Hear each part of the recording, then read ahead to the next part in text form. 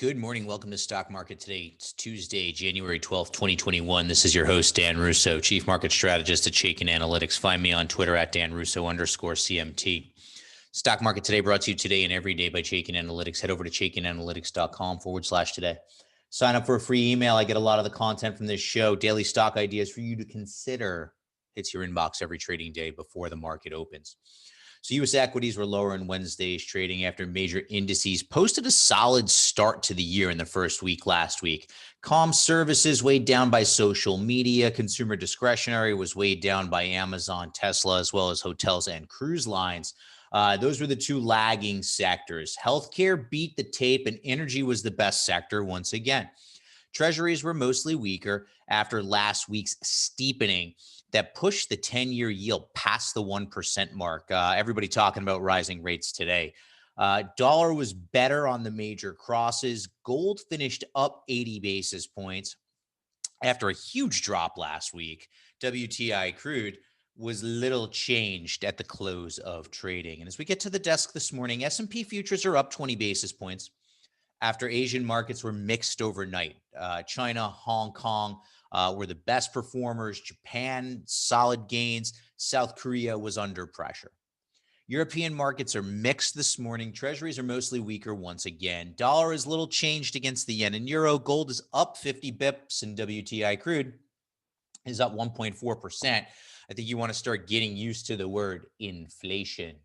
Looking at the major indices across the trend perspective, just a pause in the rally here. SPY still is support at 360, then 340.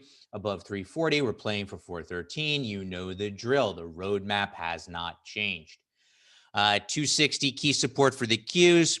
300 is the level that we really care about in the near term. So far, so good. Bumping up. IWM support near 190.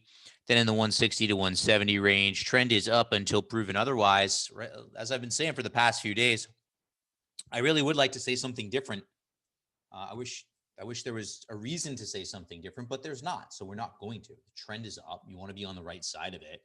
I still see, for all the talk about frothy sentiment and this is going to be the top, there are way too many top callers, in my opinion, for this to be the top. Now, that could be wrong. I'm just kind of riffing here on the dialogue. And, there are a lot of people who I think who've just gotten it wrong.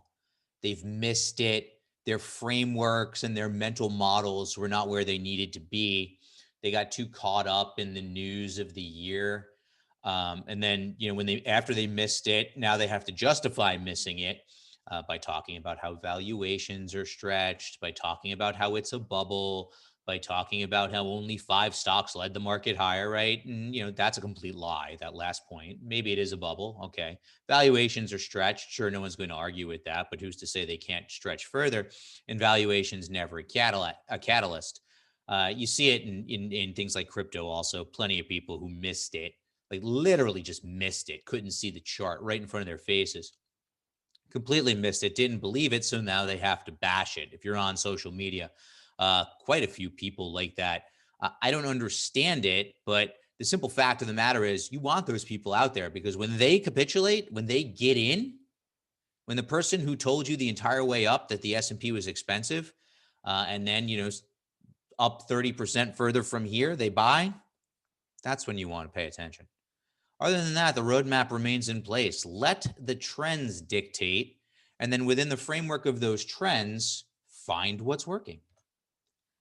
Let's hit our market in a minute. What are we writing about today? Stocks pause in the rally, but the trend remains higher. I think we just made that point abundantly clear. What's amazing to me, too, is that while you could kind of justify yesterday being a little bit of a risk-off day, right? Especially with the Nas down 1.5%, Bitcoin was down over 20%, 25% from its Friday high at one point. So let's certainly call it a risk-off day. But even in a risk-off day, your havens, long-term bonds, even gold, didn't catch too much of a bid. Kind of interesting, right? So if you thought you want to be a top caller, when the risk trade rolls over for a day or even a weekend, in the case of crypto, you'd expect to see your havens catch a bid, and they didn't. Bonds are still under pressure. Gold was up a little bit yesterday, but didn't in the face of Bitcoin being down 25%, you would have expected gold to be up a lot more. It wasn't. So havens don't catch a bid. Tech is near an inflection point. We'll look at that. Bond proxies continue to lag the Braugart tape. I'm beating that horse pretty hard, but I'm going to continue to. Those are decade lows we're going to take a look at. Futures point to a higher open today. Getting back to the indices now from a power bar perspective. 6-2 bulls to bears on the Dow after losing 30 bips. S&P down 70 basis points, still solid. Nas, your underperformer, 20-14. Small caps outperformed in a down tape. Right, they were down, but just down less. That's outperformance. Bonds down. Take energy once again, your better group. And check this out: energy has 3 bulls, 0 bears. Kind of interesting. We'll take a closer look at that a little bit because I had a bit of a glitch that we'll get into. Let's chat stock of the day. So what I did was I looked back over the past 6 months and I wanted to identify the sectors that have outperformed the S&P over the past 6 months. There were 5. Materials, fins, industrials, your cyclical groups I've been talking about. Tech and discretionary, your secular leaders. So kind of a wide way to look at it. And then I just said, look, give me the very bullish and bullish stocks within those sectors, right? So we use those sectors as a starting universe, and we start with 298 names. Drill down, give me the ones that are very bullish in the Chaikin model. We get 85 names. Give me the ones with strong money flow, 44 names. Give me the ones with strong relative strength. We get down to 38 names that I think are compelling. Should we get a near-term pullback into oversold position for the market, I think you want to take a look at these names. And what's interesting is some themes are here, right? Freeport McMoran, that's your inflation, that's your base metal theme, right? Rising rates, you're going to see a lot of banks and financials in here. That's your rising rate theme. Secular growers like in the software space, like Intuit and Synopsys, right? That theme's still very much intact. Cadence, I would throw in there as well. You have your reflation trade, MLM is the type of name that should do well with infrastructure spending under a Biden presidency. You've heard me talk about the ag theme. Well, if you don't own Mosaic and Corteva by now, then you've heard me talk about the ag theme, but you took no action on it because those are probably 2 of the better stocks to have played it over the past, 4 to 6 months that I've been sitting here pounding my desk about this theme. Same goes for John Deere. John Deere may be a little extended in the near term, but you get the point. Is this disciplined approach, identify the themes, stay on the right side of the trend, and a simple screen, 3 clicks of the mouse gets us 38 names that are compelling in and around those themes. Pretty fascinating. It's in my note today. It's here for you as well. Taking a look at our sector tracker now, and I had a little glitch on the industry focus, so we're going to have to improvise here a little bit. Sector tracker moving the last 5 days. Not a ton has changed. We have our cyclicals up here, energy, materials, fins, healthcare, discretionary rate. So a lot, no real change from what we discussed yesterday, other than utilities bumped up a bit as comms came down. Now, comms came down because, group just got destroyed yesterday, Twitter, Facebook. You want to, you deplatform a sitting president, regardless of what you think. You deplatform the sitting president, investors take notice and they take a chunk out of your stock. Staples REITs are defensive groups that are low over the past 5 days. So since I couldn't upload the industry, I figured we would just take a look at energy, right? It's at the top of the list. We've been talking about it. Now the group is neutral. Now remember, neutral is interesting. Why? Because for 2 years, it's been pretty much bearish.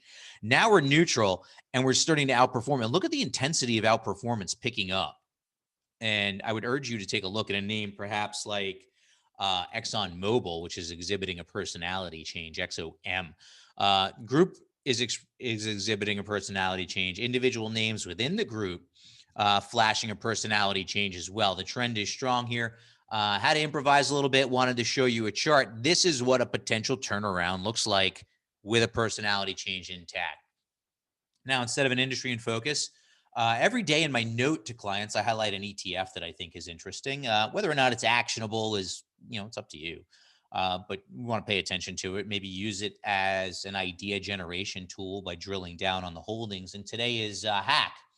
Cybersecurity ETF has a very bullish rating, strong trend above a rising long-term trend line with solid support around the $50 level.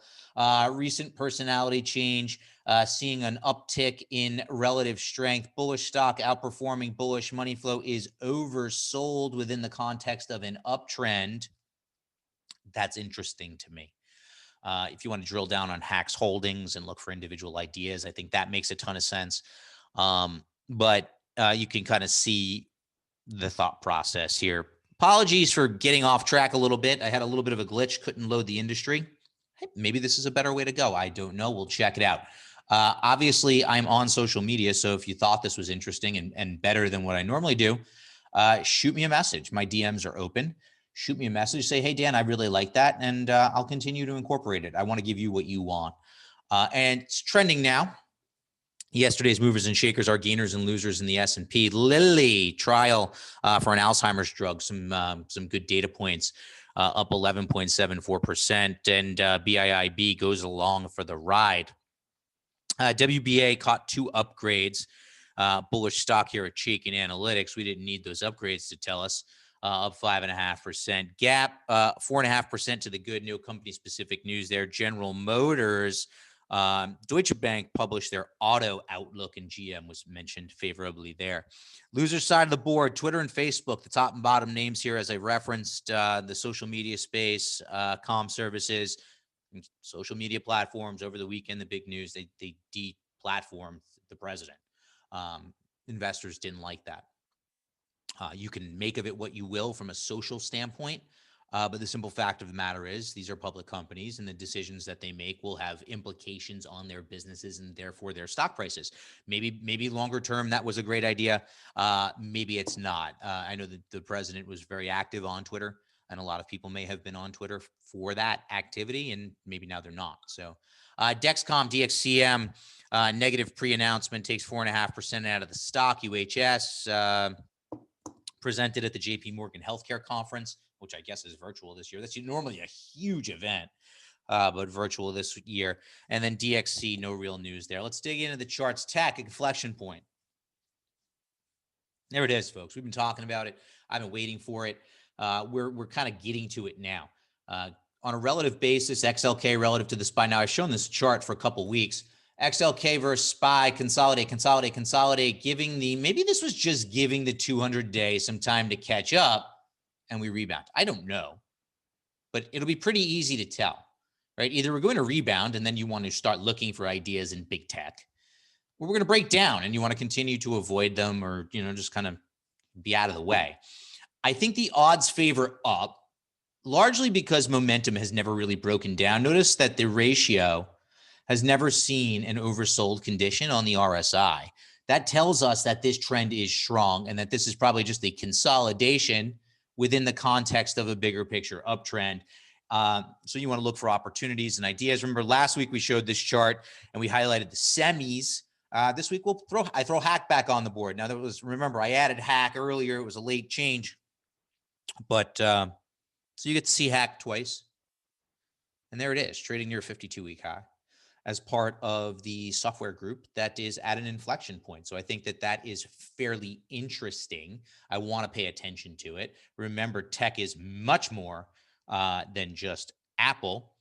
And remember that Facebook, Amazon, Google, Netflix, Twitter are within the framework of the market sectors are not tech. So keep that in mind.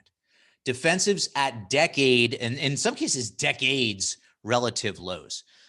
Utes, REITs, staples, all continuing lower on a relative basis against the S&P 500.